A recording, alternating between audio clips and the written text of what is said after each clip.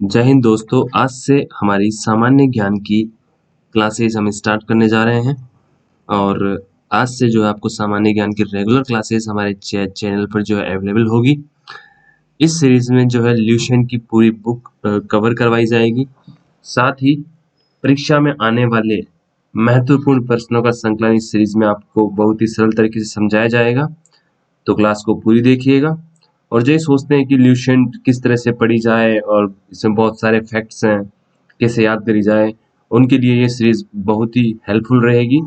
तो आज हम स्टार्ट करते हैं मौर्य साम्राज्य से। तो दोस्तों, मौर्य साम्राज्य के जो संस्थापक हैं वो थे चंद्रगुप्त मौर्य, जिनका जन्म 345 ईसा पूर्व में हुआ था। और जस्टिन ने जो है चंद्रगुप्त मौर्य को सेंट्रोकोटस भी कहा था। विशाख दत्त के द्वारा लिखित पुस्तक मुद्रा राक्षस, इसमें जो है चंद्रगुप्त मौर्य को जो है वृषल कहा गया है। वृषल का मतलब है निम्न कुल में जन्म लेने वाला। तो यहाँ से एक प्रश्न बनता है कि मुद्रा राक्षस पुस्तक जो है वो किसके द्वारा लिखी गई? तो विशाख दत्त के द्वारा। और चंद्रगुप्त मौर्य को जो है सेंट्रोकोटस किसने कहा? तो जस्टिन के द्वारा उसे सेंट्रोकोटस जो है कहा गया। दोस्तों, जो नंद वंश का अंतिम शासक घनानंद, नंद वंश का जो अंतिम शासक था वो था घनानंद। चंद्रगुप्त मौर्य ने इनको युद्ध में हरा के और फिर इन्होंने जो है मगध पर जो है मौर्य साम्राज्य की नींव रखी थी। और इसमें जो इन चंद्रगुप्त मौर्य की जो हेल्प की थी वो चाणक्य ने की थी। चाणक्य के अन्य नाम कौन से हैं? कौटिल्य और विष्णुगुप्त। और बाद में चंद्रगुप्त मौर्य ने जो है चाणक्य को अपना प्रधानमंत्री बनाया था। तो एक प्रश्न यहाँ से बनता है कि चाणक्य के अन्य नाम कौन से हैं? तो वहाँ है कौटिल्य या विष्णुगुप्त, जो भी हो ऑप्शंस में आप वहाँ टिक कर दीजिएगा। और इनके द्वारा जो लिखित पुस्तक है वो है अर्थशास्त्र। ये प्रश्न भी बहुत बार पूछा गया है कि अर्थशास्त्र के लेखक कौन है? कौटिल्य या विष्णुगुप्त या चाणक्य। ठीक है। अर्थशास्त्र जो है वो शासन के सिद्धांतों की पुस्तक है, यानी कि राजनीति शास्त्र की एक बहुत ही अच्छी पुस्तक उन्होंने लिखी है।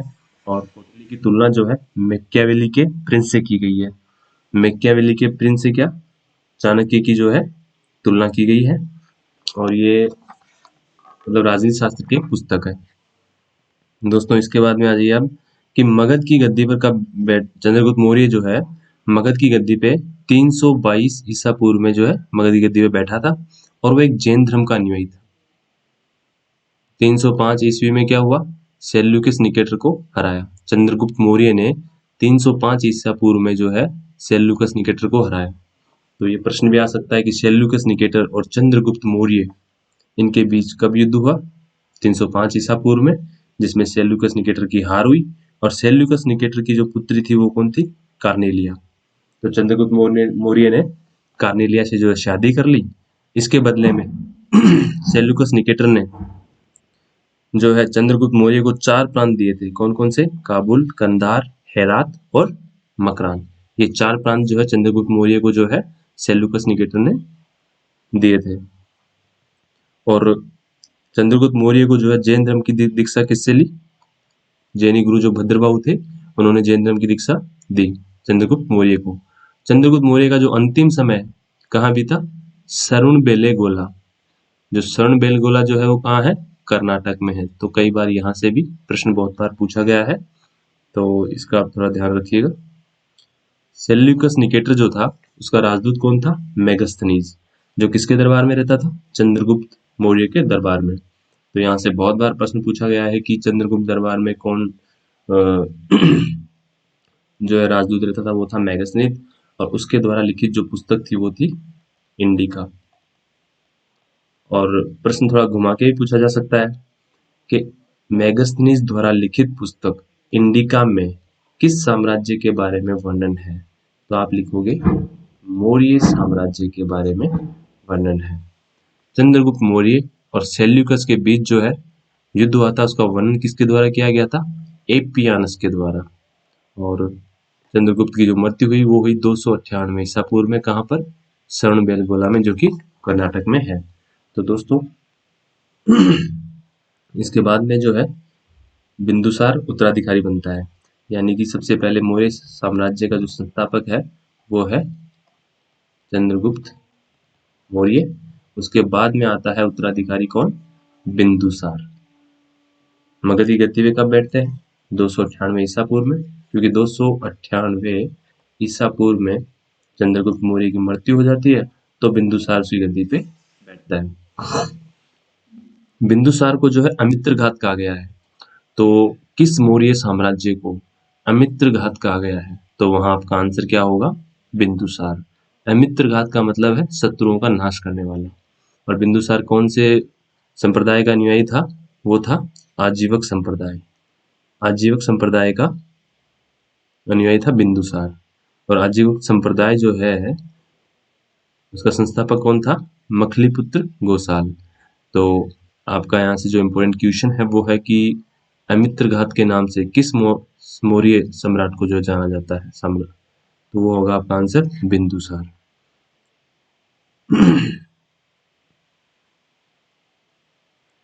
वायु पुराण में जो है बिंदुसार को क्या कहा गया है? भद्रसार भी कहा गया है और वारिसार भी कहा गया है, और जैन ग्रंथों में सिंहसेन कहा गया है। तो एक प्रश्न यहाँ से बनता है कि किस मौर्य शासक को जैन ग्रंथों में सिंहसेन कहा गया है? तो आपका आंसर होगा बिंदुसार। और एक डाइमेकस करके राजदूत था, डाइमेकस, जो कि जिसको मतलब मेगास्थनीज का उत्तराधिकारी माना जाता है। कई बार ये प्रश्न पूछ लिया जाता है कि मेगास्थनीज का उत्तराधिकारी किसको माना गया, तो वह डाइमेकस। वो सीरियन नरेश एंटियोकस जो था उसका राजदूत था, जो कि बिंदुसार के दरबार में आया था, और इसे मेगास्थनीज का उत्तराधिकारी भी जो है माना गया। बिंदुसार के बाद में जो उत्तराधिकारी बना मौर्य साम्राज्य का वो था सम्राट अशोक।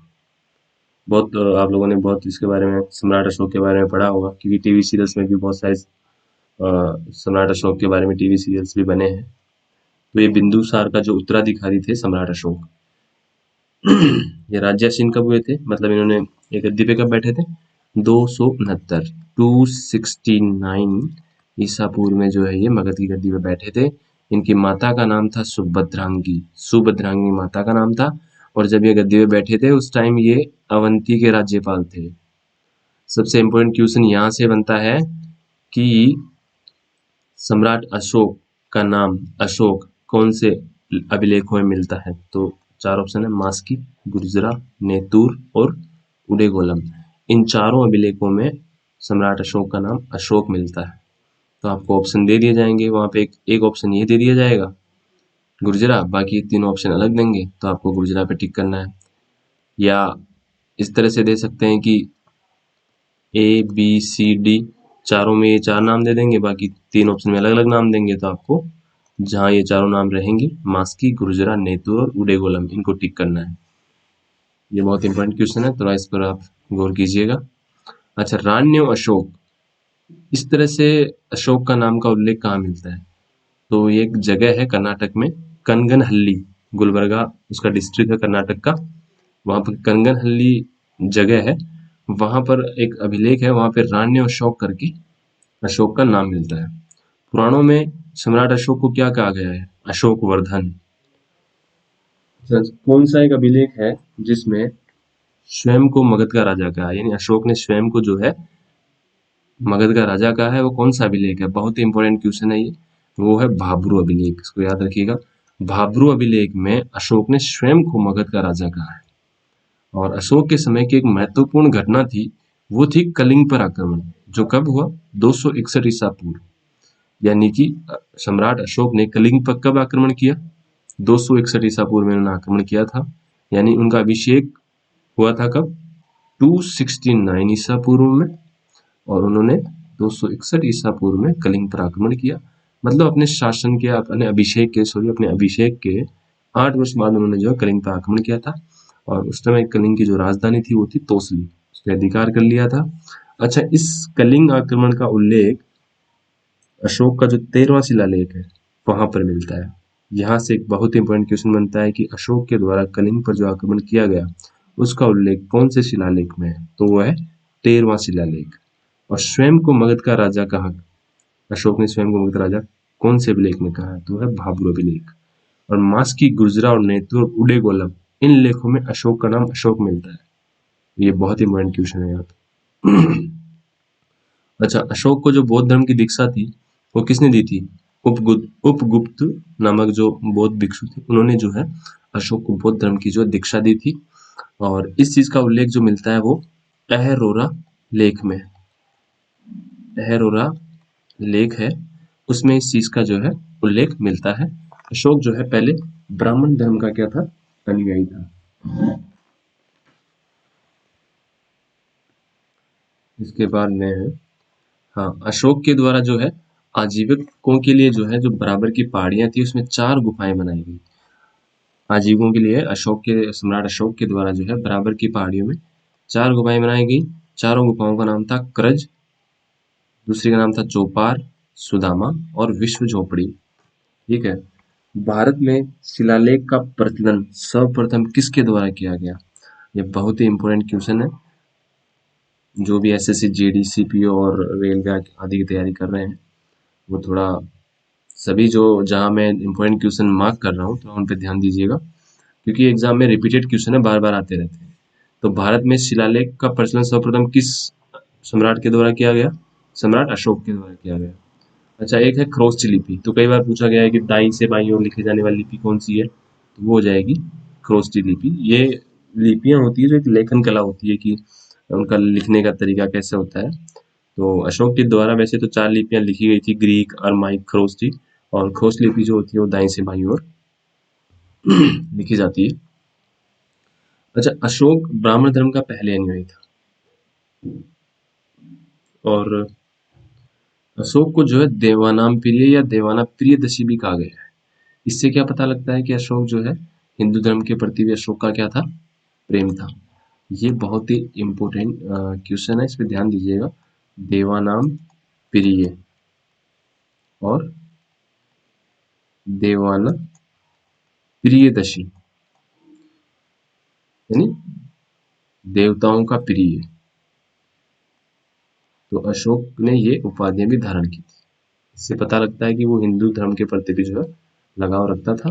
उसने जो है बौद्ध धर्म की दीक्षा ले ली थी, पर हिंदू धर्म के प्रति भी जो है वो लगाव रखता था।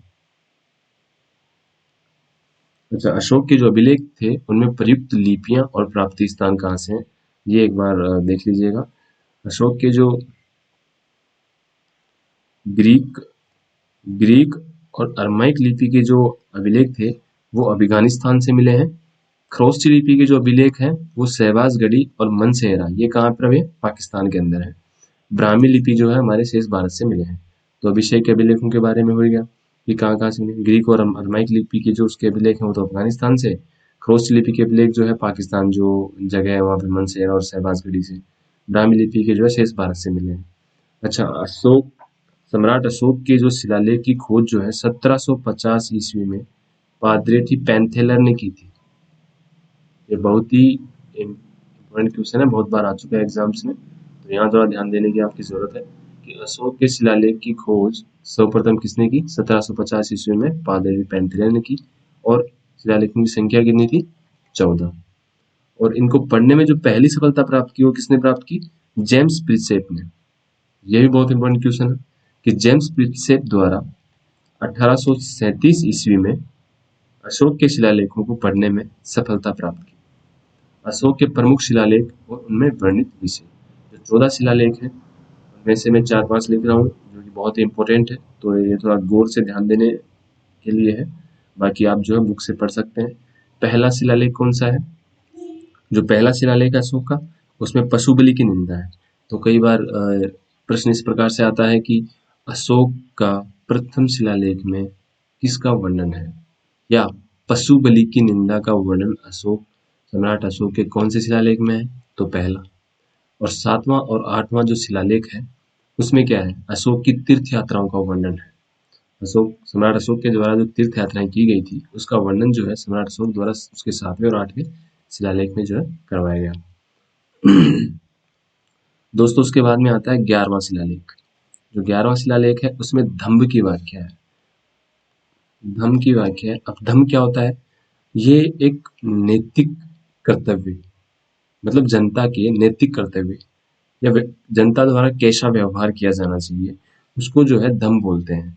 तो उन्होंने जो है 11वें शिलालेख में जो है जनता के लिए जो है धम्म की व्याख्या की, यानी कि जनता को जो है बहुत ही उदार, करुणा और सहिष्णुता ये सब दिखाना चाहिए अपने व्यवहारिक जीवन में, उन्हें कैसे व्यवहार करना चाहिए, लोगों के प्रति जो दया भाव रखना चाहिए, ये सब जो है सम्राट अशोक के द्वारा 11वें शिलालेख में बताया गया।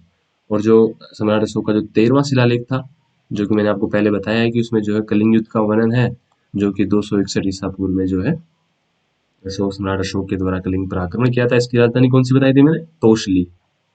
तोसली पर उन्होंने अधिकार कर लिया था और उसके बाद उनका हृदय परिवर्तन हो गया था कि मुझे जो है इतना नरसंहार नहीं करना चाहिए, और उसके बाद में उनका हृदय परिवर्तन हो गया। उसके बाद में वो जो है जनता की सेवा कार्यों में लग गए थे। 14वां शिलालेख आता है सम्राट अशोक का, जिसमें उन्होंने बताया कि जनता को जो है धार्मिक जीवन बताने का जो उपदेश देते हैं। तो सम्राट अशोक के वैसे 14 शिलालेख हैं, उनमें से मोस्ट इंपोर्टेंट आपका 13वां की कलिंग युद्ध का आक्रमण का वर्णन है, और 11वां जिसमें धम्म की व्याख्या है, पहला जो कि पशुबलि की निंदा है, 7वां 8वां जिसमें कि अशोक की तीर्थ यात्रा का उल्लेख है, और 14वां शिलालेख जिसमें जनता को जो है धार्मिक जीवन बिताने का जो उपदेश देते हैं। अच्छा, मगध साम्राज्य की जो राजधानियां हैं, क्योंकि मौर्य साम्राज्य बहुत बड़ा साम्राज्य था और उसमें अलग अलग प्रांत थे जिनकी राजधानी अलग अलग थी। जैसे उत्तरापथ एक प्रांत था मौर्य साम्राज्य में, उसकी राजधानी कौन सी थी? तक्षशिला। अवंती राष्ट्र, ये भी मौर्य साम्राज्य का एक प्रांत था, उसकी राजधानी थी उज्जैनी। कलिंग की राजधानी तोसली, आप पहले पढ़ चुके हैं। दक्षिणापथ की राजधानी सुवर्णगिरी, और प्राची यानी कि पूर्वी प्रांत, उसकी राजधानी कौन सी थी? पाटलिपुत्र। और पाटलिपुत्र से संबंधित एक इम्पोर्टेंट फैक्ट है कि जो तृतीय तृतीय बौद्ध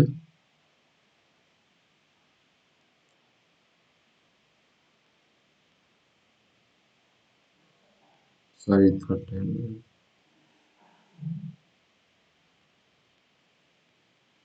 तृतीय बौद्ध संगीति, ऐसा माना जाता है कि तृतीय जो बौद्ध संगीति थी वो अशोक के काल में हुई थी, सम्राट अशोक के काल में। कहाँ हुई थी? पाटलिपुत्र में हुई थी। और उसकी अध्यक्षता किसने की थी?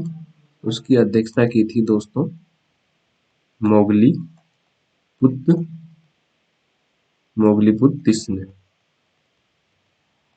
मोगलीपुत्र जो था उसने जो है तृतीय बौद्ध संगीति की अध्यक्षता की थी, और ये कहाँ हुई थी? सम्राट अशोक के काल में जो है पाटलिपुत्र में हुई थी। अच्छा, कुछ इंपोर्टेंट क्वेश्चंस हैं जो आपको बता देता हूँ। सम्राट अशोक जो थे उनके काल में एक रज्जुक नाम का अधिकारी होता था। रज्जुक नाम के अधिकारियों की सम्राट अशोक जो है नियुक्ति करता था। ये क्या होते थे कि प्रशासनिक कार्य, जैसे कि राजस्व इकट्ठा करना, न्यायिक कार्य आदि कार्य जो है ये रज्जुक नाम का जो है प्रशासनिक अधिकारी जो करता था। तो आपके क्वेश्चन आ सकता है कि रज्जुक नाम का अधिकारी जो है कौन से मतलब साम्राज्य में होता था? तो मौर्य साम्राज्य में होता था। वो कौन से कार्य देखता था? तो राजस्व न्यायिक कार्य देखता था। और इसके बारे में, रज्जुकों के बारे में जो है, जो उनका चौथा स्तंभ लेख, शिलालेख नहीं, 14 शिलालेख थे, 7 थे स्तंभ लेख, जो कि हम आगे पढ़ाएंगे आपको। तो 14 हो गए शिलालेख अशोक के, और उनके 7 स्तंभ लेख हैं जो हमारे नेक्स्ट वीडियो में मैं आपको पढ़ाऊंगा। तो चौथा जो स्तंभ लेख है उसमें इन रज्जुकों का जो है इन्होंने वर्णन किया है सम्राट अशोक के द्वारा रज्जुकों के बारे में। अच्छा, सारनाथ का जो स्तंभ है, सारनाथ का स्तंभ, इसका निर्माण किसके द्वारा कराया गया? ये भी एक बहुत इंपॉर्टेंट क्वेश्चन है। तो इसका निर्माण सम्राट अशोक के द्वारा किया कराया गया, जो कि हम भारत सरकार का जो प्रतीक चिन्ह है उसमें हम सारनाथ के स्तंभ का जो है उसका हम जो है यूज करते हैं अभी। अच्छा, सांची का स्तूप, इसका निर्माण भी सम्राट अशोक जो के द्वारा क्या कराया गया? सांची का स्तूप। अच्छा, इसकी लोकेशन कहाँ है? तो इसकी लोकेशन दोस्तों रायसेन मध्य प्रदेश, रायसेन मध्य प्रदेश में जो है इसकी जो है लोकेशन है इसकी, सांची के स्तूप की। और एक महत्वपूर्ण क्वेश्चन यह है कि अशोक के जो शिलालेख है उनमें कौन सी भाषा प्रयुक्त की गई? वो है प्राकृत भाषा। मतलब सम्राट अशोक के जितने भी शिलालेख लिखे गए वो प्राकृत भाषा में लिखे गए। ये भी एक महत्वपूर्ण क्वेश्चन है और कई बार एग्जाम्स में आ चुका है। तो दोस्तों, आज का हमारा ये क्लास आप सभी को कैसा लगा? और हमारा जो नेक्स्ट वीडियो होगा वो होगा मौर्य साम्राज्य की प्रशासनिक व्यवस्था। इसके अलावा स्तंभलेख और महत्वपूर्ण प्रश्न जो कि एग्जाम में पूछे जाते हैं, तो एक बार हम इसको रिवाइज कर लेते हैं।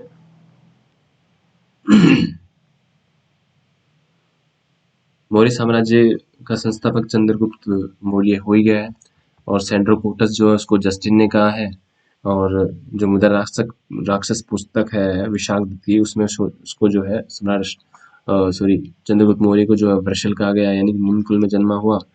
अच्छा, चाणक्य के अन्य नाम कौन कौन से हो गए हैं? कौटिल्य और विष्णुगुप्त, और चाणक्य द्वारा लिखित पुस्तक अर्थशास्त्र, धनानंद को किसने हराया था? चंद्रगुप्त मौर्य ने। इसके बाद इन्होंने जो है मगध पर जो है मौर्य साम्राज्य की नींव रखी थी। और फिर इसमें यह है कि मगध गद्दी पे कब बैठे चंद्रगुप्त मौर्य? 322 ईस्वी में। उन्होंने अपना अंतिम समय जो है स्वर्ण बेलगोला कर्नाटक में बिताया, और 305 ईस्वी में चंद्रगुप्त मौर्य ने जो है सेल्यूकस निकेटर को हराया, और उसकी पुत्री कानेरिया से उन्होंने शादी कर ली।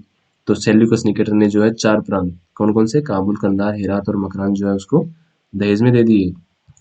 और सेल्यूकस निकेटर का राजदूत कौन था? मेगस्थनीस था। मेगस्थनीस द्वारा लिखित जो पुस्तक थी वो थी इंडिका। इंडिका में मौर्य साम्राज्य का जो है वर्णन है, ये महत्वपूर्ण प्रश्न है।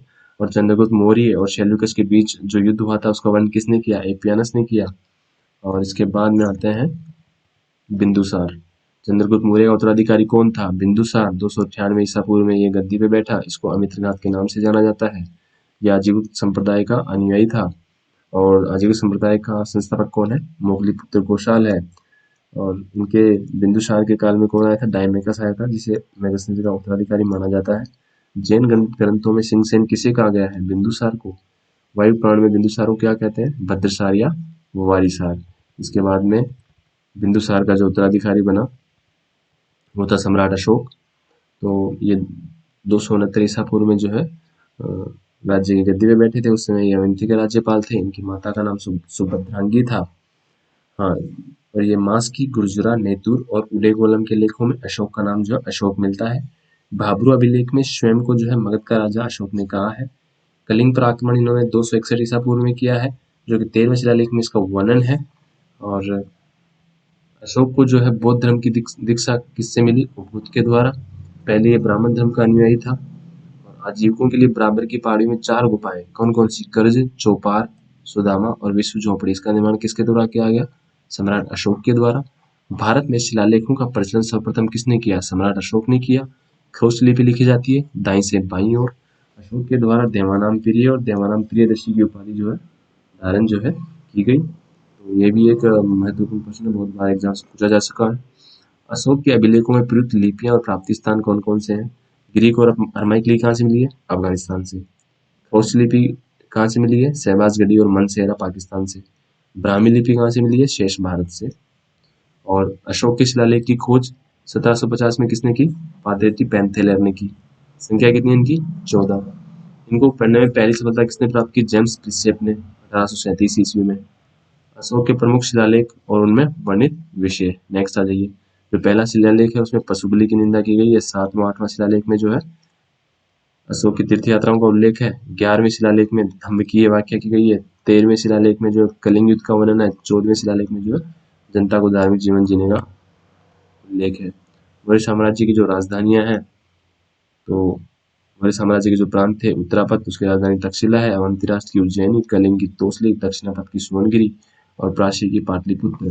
पाटलिपुत्र में जो है तृतीय बौद्ध संगति हुई थी, उसका जो अध्यक्ष था वो था मोगलीपुत्तिश, और सम्राट अशोक के काल में हुई थी। सांची का स्तूप सम्राट अशोक द्वारा बनाया गया। सारनाथ का स्तंभ सम्राट अशोक के द्वारा बनाया गया। रज्जुक अधिकारियों की नियुक्ति सम्राट अशोक द्वारा की गई। धन्यवाद दोस्तों, आज हमारी पहली क्लास है, और नेक्स्ट क्लास आपको जो है कल मिलेगी। धन्यवाद।